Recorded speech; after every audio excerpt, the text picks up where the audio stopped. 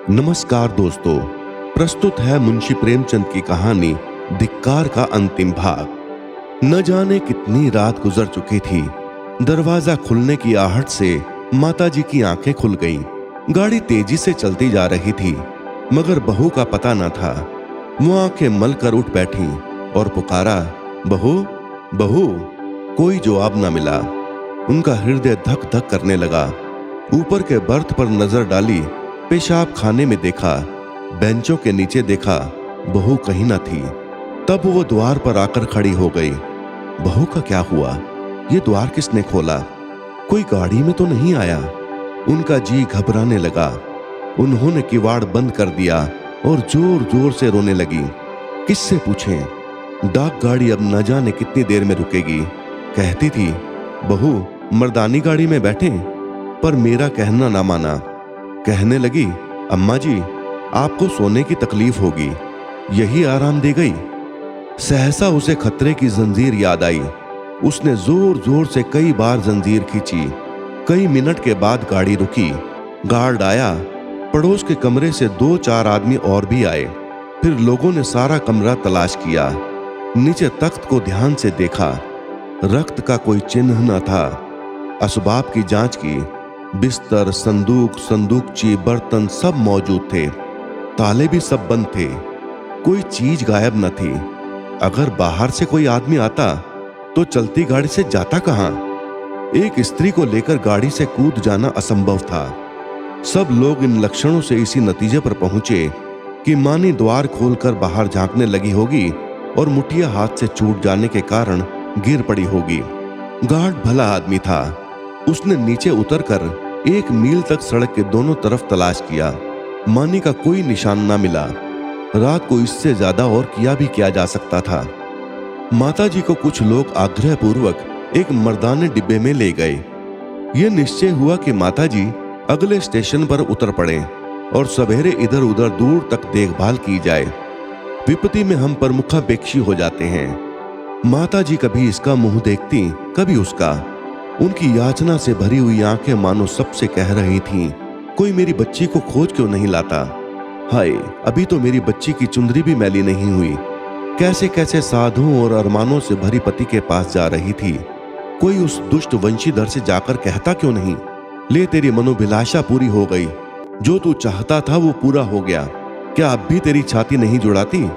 वृद्धा बैठी रो रही थी और गाड़ी अंधकार को चीरती चली जाती थी। रविवार का दिन था।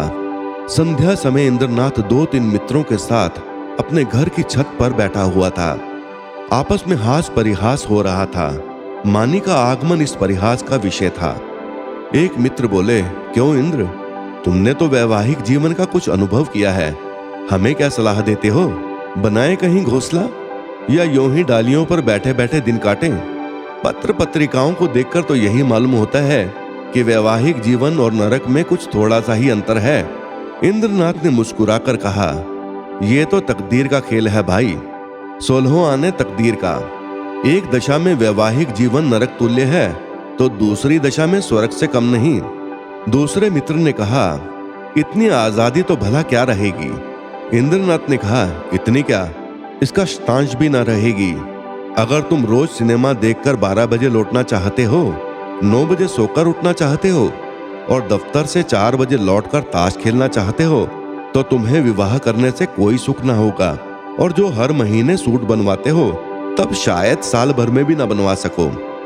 श्रीमती जी तो आज रात की गाड़ी से आ रही है ना? हाँ, मेल से। मेरे साथ चलकर उन्हें रिसीव तो करोगे ना? भाई ये भी कोई पूछने की बात है? अब घर कौन जाना चाहता है? मगर कल की दावत खिलानी पड़ेगी। सहसा चपरासी ने आकर इंद्रनाथ के हाथ में तार का लिफाफा रख दिया। इंद्रनाथ का चेहरा खिल उठा। झट तार खोलकर पढ़ने लगा। एक बार पढ़ते ही उसका हृदय थक हो गया। सांस रुक गई। सिर घूमने लगा। आंखों की रोशनी लुप्त हो गई, जैसे विश्व पर काला पर्दा पड़ गया हो। उसने तार को मित्रों के सामने फेंक दिया और दोनों हाथों से मुंह ढांपकर फूट फूट कर रोने लगा। दोनों मित्रों ने घबरा कर तार उठा लिया और उसे पढ़ते ही हत बुद्धि से हो दीवार की ओर ताकने लगे। क्या सोच रहे थे और क्या हो गया? तार में लिखा था, मानी गाड़ी से कूद गई, उसकी लाश लालपुर से 3 मील पर पाई गई। मैं लालपुर में हूं, तुरंत आओ। एक मित्र ने कहा, किसी शत्रु ने झूठी खबर ना भेज दी हो। दूसरे मित्र ने कहा, हाँ, कभी कभी लोग ऐसी शरारत करते हैं। इंद्रनाथ ने शून्य नेत्रों से उनकी ओर देखा, पर मुंह से कुछ नहीं बोले। कई मिनट तीनों आदमी निर्वाक निस्पंद बैठे रहे। एकाएक इंद्रनाथ खड़े हो गए और बोले, मैं इस गाड़ी से जाऊंगा। बंबई से 9 बजे रात को गाड़ी छूटती थी। दोनों मित्रों ने चटपट बिस्तर आदि बांधकर तैयार कर दिया। एक ने बिस्तर उठाया, दूसरे ने ट्रंक। इंद्रनाथ ने चटपट कपड़े पहने और स्टेशन चल पड़े। निराशा आगे थी, आशा रोती हुई पीछे। 1 सप्ताह गुजर गया था।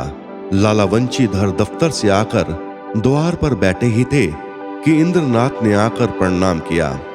वंशीधर उसे देखकर चौंक पड़े। उसके अनपेक्षित आगमन पर नहीं, उसकी विकृत दशा पर। मानो वीतराग शोक सामने खड़ा हो, मानो कोई हृदय से निकली हुई आह मूर्तिमान हो गई हो। वंशीधर ने पूछा, तुम तो बंबई चले गए थे ना? इंद्रनाथ ने जवाब दिया, जी हां, आज ही आया हूं। वंशीधर ने तीखे स्वर में कहा, गोकुल को तो तुम ले भी थे। इंद्रनाथ ने अपनी अंगूठी की ओर ताकते हुए कहा, वो मेरे घर पर है। वंशीधर के उदास मुख पर हर्ष का प्रकाश दौड़ गया। तो यहां क्यों नहीं आए? तुमसे कहां उसकी भेंट हुई? क्या बंबई चला गया था?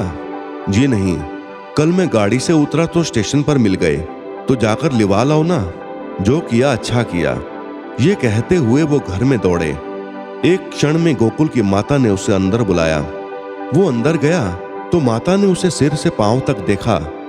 तुम बीमार थे क्या भैया? चेहरा क्यों इतना उतरा है? गोकुल की माता ने पानी का लोटा रखकर कहा, हाथ मुंह धो डालो बेटा। गोकुल है तो अच्छी तरह है, कहां रहा इतने दिन? तब से सैकड़ों मन्नतें मान डाली, आया क्यों नहीं? इंद्रनाथ ने हाथ मुंह धोते हुए कहा, मैंने तो कहा था चलो, लेकिन डर के मारे नहीं आए। और था कहां इतने दिन? कहते थे देहातों में घूमता रहा। तो क्या तुम अकेले बंबई से आए हो? जी नहीं, अम्मा भी आई हैं। गोकुल की माता ने कुछ सकुचाकर पूछा, मानी तो अच्छी तरह है? इंद्रनाथ ने हंसकर कहा, जी हां, अब वो बड़े सुख से है, संसार के सारे बंधनों से छूट गई।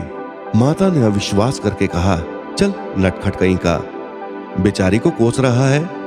मगर इतनी जल्दी बंबई से लौटकर क्यों आए? इंद्रनाथ ने मुस्कुराते हुए कहा, क्या करता, माताजी का तार बंबई से मिला कि मानी ने गाड़ी से कूदकर प्राण दे दिए। वो लालपुर में पड़ी हुई थी, दौड़ा हुआ आया, वहीं दाह क्रिया की, आज घर चला आया। अब मेरा अपराध क्षमा कीजिए। वो और कुछ न कह सका। आंसुओं के वेग ने गला बंद कर दिया। जेब से एक पत्र निकालकर माता के सामने रखता हुआ बोला, उसके संदूक में यही पत्र मिला है। गोकुल की माता कई मिनट तक मरमाहत सी बैठी जमीन की ओर ताकती रही। शोक और उससे अधिक पश्चाताप ने सिर को दबा रखा था। फिर पत्र उठाकर पढ़ने लगी, स्वामी, जब यह पत्र आपके हाथों में पहुंचेगा तब तक मैं इस संसार से विदा हो जाऊंगी।